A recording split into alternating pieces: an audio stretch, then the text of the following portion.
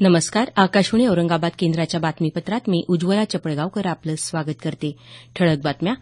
राज्याचा 4,511 कोटी रुपये तुटीचा अर्थसंकल्प, शेती आणि सिंचनासाठी भरीव तरतूद, साखर कारखान्यांचा ऊस खरेदी कर माफ, कृष्णा मराठवाडा प्रकल्पासाठी 250 कोटी रुपये, औद्योगिक गुंतवणूकदारांना औरंगाबाद इथं जागा उपलब्ध करून देण्यासाठी 570 कोटी, तर औरंगाबादच्या कर्करोग रुग्णालयाला राज्यस्तरीय कर्करोग संशोधन आणि उपचार संस्थेचा दर्जा, 126 कोटी रुपयांचा निधी आणि महावितरणची वीज दरवाढी संदर्भातली फेर आढावा याचिका फेटाळण्याची महाराष्ट्र वीज ग्राहक संघटनेची मागणी. आता सविस्तर बातम्या. शेतकऱ्यांना कर्जमुक्ती न देता पुढच्या 4 वर्षात शेतकऱ्यांचं उत्पन्न दुप्पट करण्याच्या निर्धारासह अर्थमंत्री सुधीर मुनगंटीवार यांनी आगामी आर्थिक वर्षासाठी 4,511 कोटी रुपये तुटीचा अर्थसंकल्प काल सादर केला.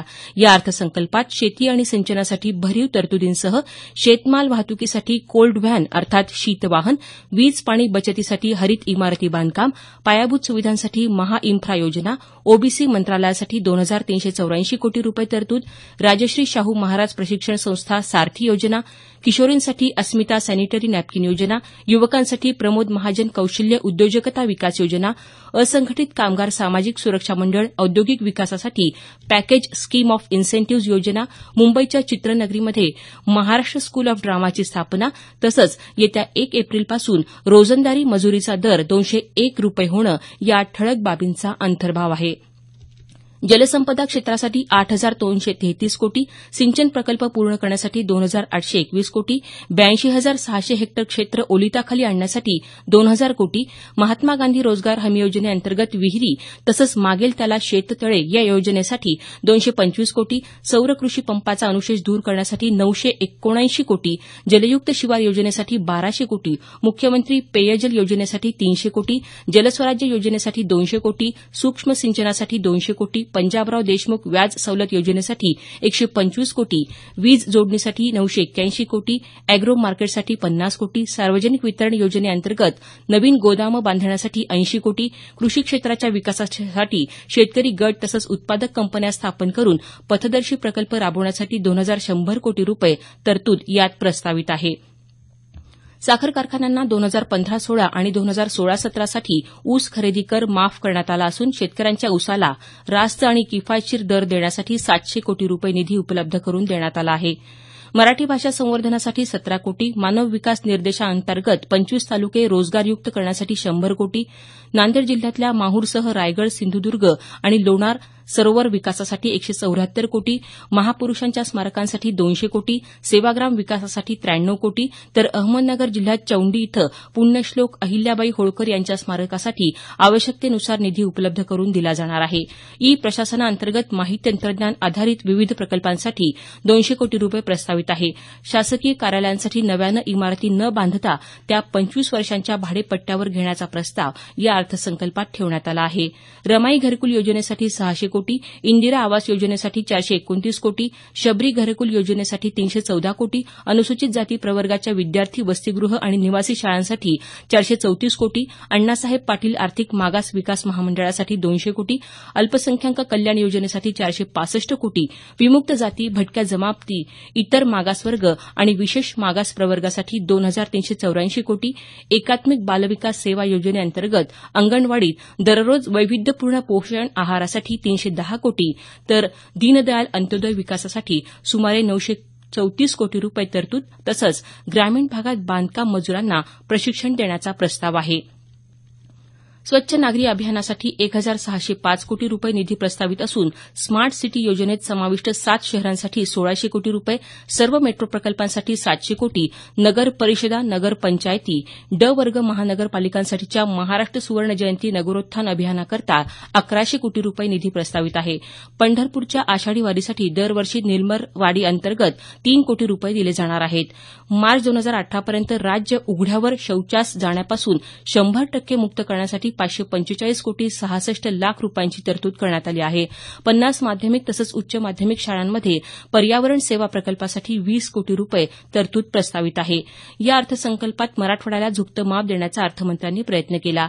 मराठवाड्यातल्या 4,000 तसंच विदर्भात पूर्णा खोऱ्यातल्या 1,000 गावांसाठी नानाजी देशमुख कृषी संजीवनी प्रकल्पाअंतर्गत 4,000 कोटी, कृष्णा मराठवाडा प्रकल्पासाठी 250 कोटी रुपये विशेष तरतूद, मराठवाड्यातल्या वॉटर ग्रीड योजनेचा पूर्वव्यवहार्यता अहवाल तयार करण्यासाठी 15 कोटी, औद्योगिक विकासासाठी गुंतवणूकदारांना औरंगाबाद इथं जागा उपलब्ध करून देण्यासाठी 570 कोटी, मराठवाडा तसंच विदर्भातल्या उद्योजकांना वीज दरात सवलत देण्यासाठी 1,000 कोटी, औरंगाबाद इथल्या कर्करोग रुग्णालयाला राज्यस्तरीय कर्करोग संशोधन आणि उपचार संस्थेचा दर्जा देत 126 कोटी रुपये निधीची तरतूद करण्यात आली आहे. औरंगाबाद इथं या शैक्षणिक वर्षापासून सुरू होणाऱ्या राष्ट्रीय विधी विद्यापीठासाठी 39 कोटी 28 लाख रुपये, अहमदनगर, बीड, परळी, नांदेड, वर्धा रेल्वेमार्गासह 3 रेल्वे प्रकल्प जलद पूर्ण करण्यासाठी 150 कोटी रुपये तरतूद प्रस्तावित आहे. या अर्थसंकल्पात जीवनावश्यक वस्तूंवर वस्तू आणि सेवा कर लागू होईपर्यंत कर माफीचा प्रस्ताव असून प्रक्रिया केलेल्या मधुमका, दूध तपासणी तसंच मृदा तपासणी साहित्य, स्वाईप मशीन, गॅस तसंच विद्युत दाहिनी पूर्णतः करमुक्त करण्याचा प्रस्ताव आहे. सोलापुरी चादरी, टॉवेल, बेदाणे, चहा यावरही कर कपात प्रस्तावित आहे. साप्ताहिक लॉटरी तसंच देशी विदेशी मद्यावर सुमारे 26% कर आकारण्याचा प्रस्ताव या अर्थसंकल्पात देण्यात आला आहे. हा अर्थसंकल्प कृषी विकासाला चालना देणारा प्रगतीशील अर्थसंकल्प असल्याचं मुख्यमंत्री देवेंद्र फडणवीस यांनी म्हटलं आहे. दरम्यान अर्थसंकल्पाच्या सादरीकरणादरम्यान विरोधी पक्षांनी पूर्ण वेळ टाळ चिपळ्यांच्या गजरात घोषणाबाजी, भजन, आरत्या गाऊन कामकाजात व्यत्यय आणण्याचा प्रयत्न केला. त्यानंतर विधानभवनाबाहेर हा अर्थसंकल्प निराशाजनक असल्याची टीका करत विरोधकांनी अर्थसंकल्पाच्या प्रतींची होळी केली. विधान परिषदेतले विरोधी पक्षनेते धनंजय मुंडे यांनी हा अर्थसंकल्प राज्याला आर्थिक संकटात लोटणारा अनर्थ संकल्प असल्याची, तर विधानसभेतील विरोधी पक्षनेते राधाकृष्ण विखे पाटील यांनी या अर्थसंकल्पात शेतकऱ्यांची पारदर्शक फसवणूक झाली अशी टीका केली.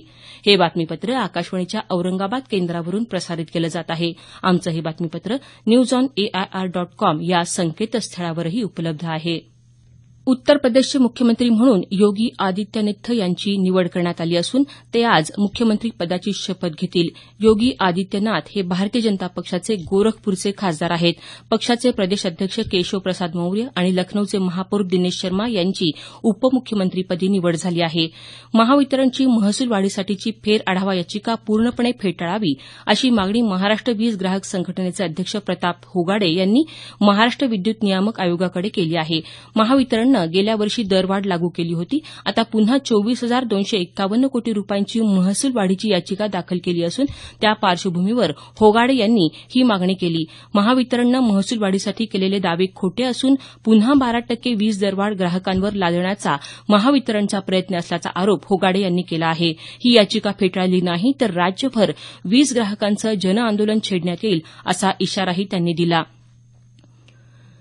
पैठण इथं संत एकनाथ महाराजांचा नाथषष्ठी सोहळा काल भक्तिभावानं साजरा झाला. राज्यभरातून हजारोंच्या संख्येनं आलेल्या वारकऱ्यांनी गोदावरीत स्नान करून नाथ पादुकांचं दर्शन घेतलं. वारकऱ्यांच्या सोयीसाठी पैठण नगर परिषदेनं सर्व सुविधा उपलब्ध करून दिल्या असून सुरक्षा व्यवस्थाही चोख ठेवण्यात आली आहे. या निमित्तानं मंदिर परिसरात सुरू असलेल्या कीर्तन, प्रवचन, भारूड गायनासह विविध कार्यक्रमांचा भाविकांनी आनंद घेतला. उद्या कालाष्टमीनं या सोहळ्याची सांगता होईल. औरंगाबाद शहरातल्या नाथ मंदिरातही या निमित्तानं भाविक दर्शनासाठी गर्दी करत आहेत. कालाष्टमीनिमित्त औरंगाबाद जिल्ह्यात सुट्टी जाहीर करण्यात आली आहे. त्यामुळे शासकीय वैद्यकीय महाविद्यालय, घाटी रुग्णालयाचा बाह्य रुग्ण विभाग उद्या बंद राहील. मात्र आज रविवारी बाह्य रुग्ण विभाग सुरू राहणार असल्याचं रुग्णालय व्यवस्थापनाकडून सांगण्यात आलं. शेवटी पुन्हा काही ठळक बातम्या. राज्याचा 4,511 कोटी रुपये तुटीचा अर्थसंकल्प, शेती आणि सिंचनासाठी भरीव तरतूद, साखर कारखान्यांचा ऊस खरेदी कर माफ, कृष्णा मराठवाडा प्रकल्पासाठी 250 कोटी रुपये, औद्योगिक गुंतवणूकदारांना औरंगाबाद इथं जागा उपलब्ध करून देण्यासाठी 570 कोटी, तर औरंगाबादच्या कर्करोग रुग्णालयाला राज्यस्तरीय कर्करोग संशोधन आणि उपचार संस्थेचा दर्जा, 126 कोटी रुपयांचा निधी आणि महावितरणची वीज दरवाढी संदर्भातली फेर आढावा याचिका फेटाळण्याची महाराष्ट्र वीज ग्राहक संघटनेची मागणी. याबरोबरच हे बातमीपत्र संपलं. आमचं यानंतरचं संक्षिप्त मराठी बातमीपत्र सकाळी 10 वाजता.